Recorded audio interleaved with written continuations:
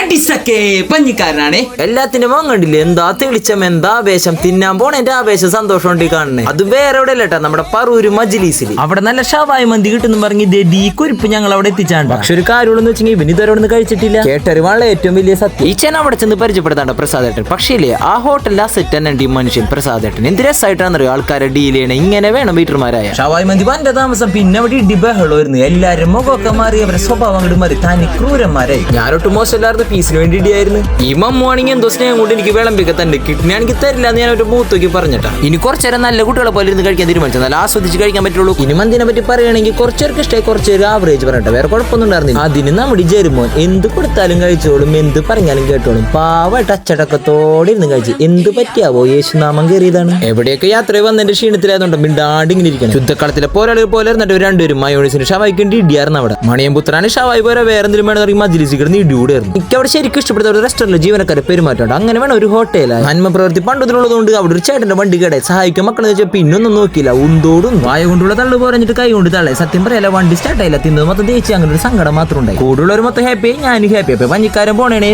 സുലാൻ.